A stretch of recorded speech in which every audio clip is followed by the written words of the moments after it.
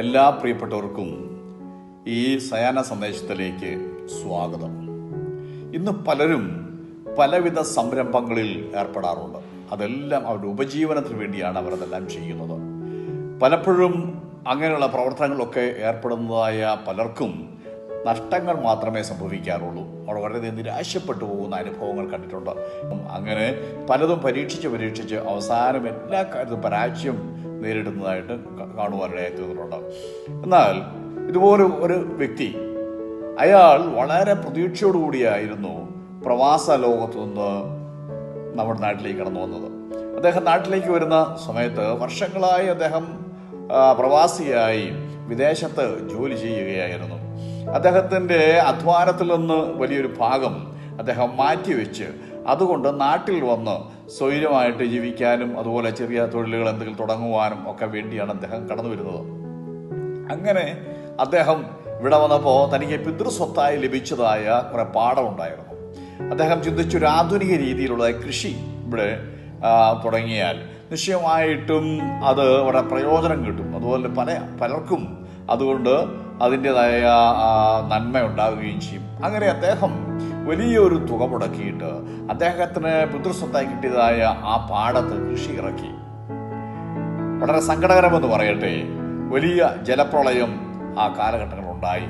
പറഞ്ഞാൽ പ്രതീക്ഷിക്കാതിരുന്ന സമയത്ത് ജലപ്രളയം ഉണ്ടായിട്ട് ആ കൃഷി മുഴുവൻ നശിച്ചുപോയി. അദ്ദേഹം വളരെയധികം നിരാശനായി. കാരണം വലിയൊരു മുതൽ മുടക്ക് അതിനുണ്ടായിരുന്നു. അതൊന്നും ഫലപ്രാപ്തിക്ക് എത്തിച്ചേർന്നില്ല. അദ്ദേഹം തീരുമാനിച്ചു, ഒരു റിസോർട്ട് എൻ്റെ നാട്ടിൽ നിന്ന് പണിയാം എന്ന് കരുതിയിട്ട് അദ്ദേഹം അതിനുള്ള ക്രമീകരണങ്ങളെല്ലാം ചെയ്തു. അങ്ങനെ പണി നടന്നുകൊണ്ടിരിക്കുമ്പോൾ ആരംഭിച്ചുകൊണ്ടിരിക്കുന്ന സമയത്ത് ആണ് അതിന് സ്റ്റോപ്പ് മെമ്മോ ലഭിച്ചു. പിന്നെ പണി അവിടെ സ്റ്റോപ്പായി. അദ്ദേഹം കോടതി കാര്യങ്ങളിലും അതുപോലെ തന്നെ കോടതിയിൽ കേസ് നടന്നുകൊണ്ടിരിക്കുന്നു. അത് നടത്തിക്കൊണ്ടിരിക്കുകയും അതോടൊപ്പം തന്നെ അദ്ദേഹം ചെറുകിട വ്യവസായങ്ങൾ, ചെറുകിട സംരംഭങ്ങൾ അദ്ദേഹം ആരംഭിച്ചു. എന്നാൽ ഓരോ സംരംഭവും ഒന്നിനു പുറകെ ഒന്നായി അതെല്ലാം പരാജയത്തിലാണ് പോയി കലാശിച്ചത്. അദ്ദേഹം വളരെ നിരാശനായി. അതിനുശേഷം അദ്ദേഹം തൻ്റെ ഈ ദുസ്ഥിതി പോയിട്ട് പറയാൻ വേണ്ടി അദ്ദേഹത്തിന് ഗുരുവിനെ പോയി സമീപിച്ചു. അവിടെ നിന്ന് വല്ല നിർദ്ദേശങ്ങൾ കിട്ടിയാൽ അതനുസരിച്ച് മുന്നോട്ട് പോകാമെന്നുള്ളതായ ധാരണയിൽ അദ്ദേഹം ഗുരുവിൻ്റെ അടുക്കൽ ചെന്നു. ഗുരുവിനോട് പറഞ്ഞു, അതായത് തൻ്റെ പരാജയങ്ങളും തൻ്റെ മുടക്കിയതായ മുതൽ നഷ്ടപ്പെട്ട കാര്യങ്ങളെല്ലാം അദ്ദേഹം വളരെ സങ്കടത്തോടു കൂടി തന്നെ ഗുരുവിനെ അറിയിച്ചു. ഗുരു പറഞ്ഞു, പുകയില്ലാതെ വിറകടുപ്പ് കത്തുകയില്ല. വിറകടുപ്പ് കത്തിയാൽ അതിൽ പുകയുണ്ടാകും എന്ന് പറഞ്ഞാൽ ഏത് സംരംഭവും തുടങ്ങിയാലും കുറേ നഷ്ടങ്ങളും കുറേ കഷ്ടങ്ങളും പ്രതികൂലങ്ങളൊക്കെ ഉണ്ടാകും. പിന്നീടാണ് അതിൽ വിജയത്തിലേക്ക് വരിക എന്ന് ഗുരു ഈ ശിഷ്യനോട് പറയുവാൻ ഇടയായി.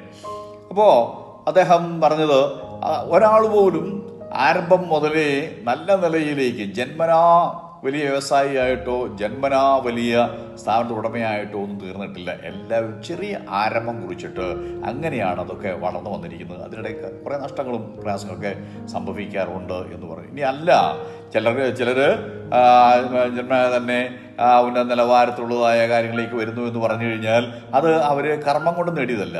പകരം അവർക്ക് ജന്മനാ ലഭിച്ചതായ കുറേ സമ്പത്ത് കൊണ്ടായിരിക്കും അങ്ങനെയൊക്കെ വന്നിട്ടുണ്ടാകുക. ഒട്ടുമുക്കാലും പേര്, അതായത് ജന്മനാ ആരും ഇവിടെ ഒരു സ്ഥാപനം തുടങ്ങിയിട്ട് വരുന്നതല്ല. അതുകൊണ്ട് അവരെ സംബന്ധിച്ചിടത്തോളം അവരുടെ കഠിന പരിശ്രമവും അതുപോലെ വലിയ നഷ്ടങ്ങളൊക്കെ കടന്നുപോയതിന് ശേഷമാണ് അവർക്ക് വിജയമുണ്ടാകുന്നത് എന്ന് ഈ ഗുരു ഈ ശിഷ്യനോട് പറയുവാൻ ഇടയായി. കർത്താവായ യേശു ക്രിസ്തുവിൻ്റെ മരണശേഷം ശിഷ്യന്മാരെല്ലാവരും ഗലീലയിലേക്ക് കടന്നുപോയി. ഗലീലയിൽ അവരവരുടെ ഭവനങ്ങളിൽ അവർ പാർക്കുന്ന സമയത്ത് ഒരിടത്ത് അവർ ഒരുമിച്ച് കൂടി കഴിഞ്ഞപ്പോൾ ശിമോൻ പത്രോസ് പറഞ്ഞു, ഞാൻ മീൻ പിടിക്കാൻ പോകുന്നു. കാരണം അവിടെ മിഷനൊക്കെ തകർന്നു, യേശു മരണപ്പെട്ടു, ഇനി മുന്നോട്ട് പോകാനായിട്ട് നിവൃത്തിയില്ല. അതുകൊണ്ട് ഞാൻ മീൻ പിടിക്കാനായിട്ട് പോവുകയാണ്. ഞാൻ ആരെ നിർബന്ധിക്കുന്നു, ഞാൻ മീൻ പിടിക്കാൻ പോവുകയാണ്. ആകയാൽ ആ സമയത്ത് മറ്റ് ശിഷ്യന്മാർ പറഞ്ഞു, ഞങ്ങളും വരുന്നു എന്ന് പറഞ്ഞു.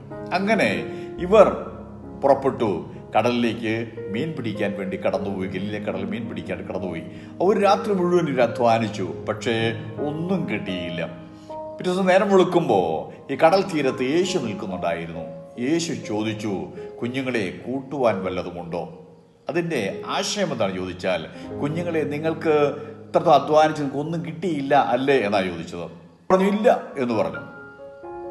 യേശു പറഞ്ഞു ആ പടകിൻ്റെ വലതുഭാഗത്ത് വല വീശാനുണ്ട് പറഞ്ഞു.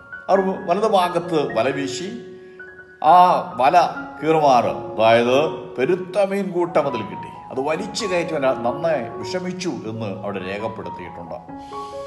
ആകയാൽ ഇവർക്ക് മനസ്സിലായി പരാജയം ഉണ്ടാകുന്ന സമയങ്ങളിൽ തങ്ങളെ സഹായിക്കാൻ കടന്നു വരുന്ന യേശുവിനെ കുറിച്ച് അവർ കൂടുതൽ മനസ്സിലാക്കുവാൻ ഇടയായിത്തീർന്നു. ഇതുപോലെ തന്നെ മറ്റൊരിക്കൽ, അതായത് ഇതിനു മുൻപ് ഇതുപോലെ തന്നെ അവർ രാത്രി മുഴുവൻ അധ്വാനിച്ചു, ഒരു മീൻ പോലും അവർക്ക് പിടിക്കാണ്ട് കഴിഞ്ഞില്ല. അവർ നിരാശിതരായിട്ട് വല കഴുകി വീട്ടിലേക്ക് മടങ്ങുവാനായിട്ട് ഇരിക്കുമ്പോഴാണ് യേശു അവരുടെ പടകിൽ കയറി വചനം സംസാരിക്കുന്നു. അതിനുശേഷം യേശു അവരോട് പറയുകയാണ്, മീൻപിടുത്തത്തിന് ആഴത്തിലേക്ക് ഇറക്കി വല വീശാനായിട്ട് പറഞ്ഞു. ഒരാഴത്തിലേക്ക് ഇറങ്ങി വല വീശി കഴിഞ്ഞപ്പോൾ പെരുത്ത മീൻകൂട്ടം അവിടെയും വന്നു. അടുത്ത പടകുകാരെ വിളിച്ചിട്ടാണ് ആ വല വലിച്ചു കയറ്റുവാൻ ഇടയായത്. പറഞ്ഞാൽ ഏത് സംരംഭങ്ങളിലും, ഏത് തൊഴിലിലും, ഏത് വ്യവസായത്തിലും, ഏത് കൃഷിയിലൊക്കെ പരാജയങ്ങൾ സംഭവിക്കുക പതിവാണ്. പക്ഷേ നമുക്കൊരു കാര്യമുണ്ട്, നമ്മൾ ആശ്രയിക്കുന്ന ദൈവത്തിൽ വിശ്വസിച്ച് നമ്മൾ മുന്നോട്ട് പോയാൽ നമ്മുടെ സങ്കട സമയങ്ങളിൽ, നമ്മുടെ കഷ്ടങ്ങൾ സമയങ്ങളിൽ, നമ്മുടെ നിരാശയുടെ സന്ദർഭങ്ങളിൽ അവൻ നമ്മളെ സഹായിക്കാനായിട്ട് ഓടിയെത്തും. ഇങ്ങനെ രണ്ട് സന്ദർഭങ്ങൾ, ഇതിൽ കൂടുതൽ സന്ദർഭങ്ങളുണ്ട്. ഇവിടെ ഞാൻ രണ്ട് സന്ദർഭങ്ങൾ എടുത്ത് നിങ്ങളുടെ മുമ്പിൽ കൊണ്ടുവന്നു മാത്രമേ ഉള്ളൂ. അതായത് യേശു അവരെ സഹായിച്ചിട്ടുണ്ട്. അതുകൊണ്ട് എന്നെ കേൾക്കുന്ന പ്രിയ സഹോദര, പ്രിയ സഹോദരി, പ്രിയ മാതാവി, പ്രിയ പിതാവി, പ്രിയ കുഞ്ഞി, നീ നിരാശയിലായിരിക്കുന്നെങ്കിൽ, നീ പലതും ചെയ്തിട്ട് അത് ഓരോ ദിവസം ചെല്ലും തോറും പരാജയത്തിലേക്ക് പോയിക്കൊണ്ടിരിക്കുകയാണെങ്കിൽ നിരാശപ്പെട്ടു പോകണ്ട, നീ ഭയപ്പെട്ടു പോകണ്ട, നീ ഭാരപ്പെട്ടു പോകണ്ട, നീ ജീവിതത്തിൽ നിന്ന് ഒളിച്ചോടുവാനായിട്ട് പരിശ്രമിക്കേണ്ട. യേശുവിനോട് പ്രാർത്ഥിക്കുക. കർത്താവ് നിശ്ചയമായും നിന്റെ വിഷയത്തിന് പരിഹാരം വരുത്തും. അതുകൊണ്ട് കർത്താവിൽ ആശ്രയിക്കുക. ഈ വചനങ്ങളാൽ കർത്താവ് നമ്മളെ അനുഗ്രഹിക്കട്ടെ. ഈ സന്ദേശം നിങ്ങൾക്ക് പ്രയോജനപ്പെട്ടു എന്ന് ഞാൻ വിശ്വസിക്കുന്നു. കാരണം ലൈക്ക് ചെയ്യുക, ഷെയർ ചെയ്യുക, മറ്റുള്ളവർ കൂടി അത് പ്രയോജനപ്പെടുവാൻ ഇടയായിത്തീരട്ടെ.